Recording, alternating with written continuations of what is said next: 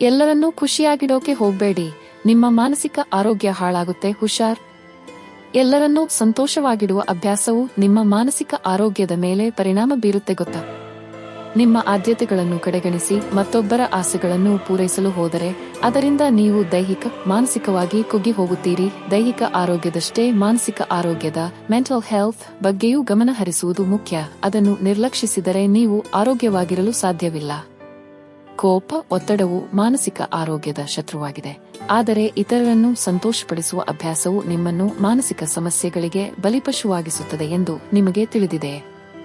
ಇಂದು ನಾವು ಇದರ ಬಗ್ಗೆ ಮತ್ತು ಅದರಿಂದ ಹೊರಬರುವ ಮಾರ್ಗಗಳನ್ನು ತಿಳಿಸುತ್ತೇವೆ.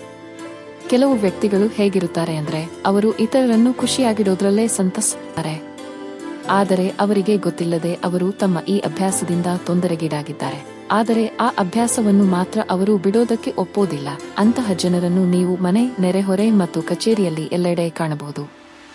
ಜನರನ್ನು ಮೆಚ್ಚಿಸುವ ಉದ್ದೇಶವು ಇತರರನ್ನು ನೋಯಿಸುವುದು ಅಲ್ಲದಿದ್ದರೂ ಕೆಲವು ಸಂದರ್ಭಗಳಲ್ಲಿ ಅವರ ಸ್ವಂತ ಸ್ವಾರ್ಥವು ಅದರ ಹಿಂದೆ ಅಡಗಿದೆ.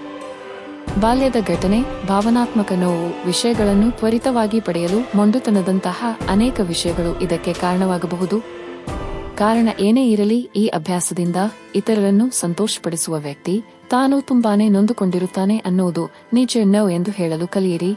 ಪ್ರತಿನಿತ್ಯದ ಜೀವನದಲ್ಲಿ ಜನರು ಇಲ್ಲ ಎಂದು ಹೇಳೋದಕ್ಕೆ ಹೆದರುತ್ತಾರೆ. ನಾನು ನೋ ಅಂದ್ರೆ ಎದುರಿಗಿದ್ದವರು ಏನು ಅಂದುಕೊಳ್ಳುವರು, ಅವರಿಗೆ ಬೇಜಾರಾದ್ರೆ ಎಂದು ನಾವು ನಮಗಿಷ್ಟವೇ ಇಲ್ಲದಿದ್ದರೂ ಸಹ ಎಸ್ ಓಕೆ ಅಂದು ಬಿಡುತ್ತೇವೆ.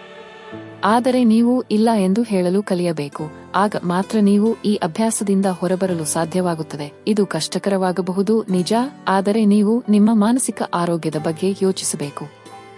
ಹಾಗಾಗಿ ಇದನ್ನು ಪ್ರಾರಂಭಿಸಲೇಬೇಕು. ನಿಮ್ಮ ಆದ್ಯತೆಗಳನ್ನು ಅರ್ಥ ಮಾಡಿಕೊಳ್ಳಿ. ಇತರರಿಗಿಂತ ಮೊದಲು ನಿಮ್ಮ ಬಗ್ಗೆ ಯೋಚಿಸಿ. ಜನರನ್ನು ಮೆಚ್ಚಿಸಲು ನೀವು ನಿಮ್ಮ ಆದ್ಯತೆಗಳನ್ನೇ ಮರೆತು ಬಿಡುತ್ತೀರಿ. ಅದರ ಬದಲಾಗಿ ನಿಮ್ಮ ಅಗತ್ಯಗಳು, ಉದ್ದೇಶಗಳು ಮತ್ತು ಯೋಗಕ್ಷೇಮವನ್ನು ಆದ್ಯತೆಯಾಗಿರಿಸಿಕೊಳ್ಳಿ. ಇದರರ್ಥ ನೀವು ಸ್ವಾರ್ಥಿಗಳು ಎಂದಲ್ಲ, ಆದರೆ ನಿಮ್ಮನ್ನು ಮಾನಸಿಕವಾಗಿ ಮತ್ತು ದೈಹಿಕವಾಗಿ ಸದೃಢವಾಗಿರಿಸಿಕೊಳ್ಳುವ ಮೂಲಕ ನೀವು ಇತರರಿಗೆ ಉತ್ತಮ ರೀತಿಯಲ್ಲಿ ಸಹಾಯ ಮಾಡಬಹುದು. ನಿಮಗೆ ನೀವೇ ಬಾರ್ಡರ್ ಹಾಕಿ.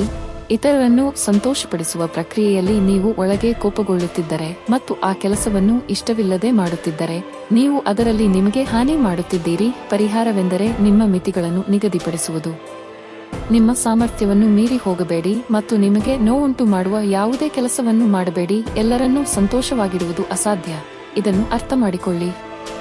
ನಿಮ್ಮ ಅಗತ್ಯಗಳು ಮತ್ತು ಇತರ ವ್ಯಕ್ತಿಯ ಅಗತ್ಯಗಳು ವಿಭಿನ್ನವಾಗಿರಬಹುದು. ನಿಮ್ಮ ಭಾವನೆಗಳನ್ನು ಕಡೆಗಣಿಸಿ ಇನ್ನೊಬ್ಬ ವ್ಯಕ್ತಿಯ ಆದ್ಯತೆಗೆ ನೀವು ಒತ್ತು ನೀಡಿದರೆ ಅದು ಅವನಿಗೆ ಸಂತೋಷವನ್ನು ನೀಡಬಹುದು. ಆದರೆ ನೀವು ಅತೃಪ್ತರಾಗಿದ್ದರೆ ಅದಕ್ಕೆ ಯಾವುದೇ ಅರ್ಥವಿಲ್ಲ. ಕೊನೆಯಲ್ಲಿ ನೀವು ನಿಮ್ಮ ಸಂತೋಷದೊಂದಿಗೆ ರಾಜಿ ಮಾಡಿಕೊಳ್ಳುತ್ತಿದ್ದೀರಿ.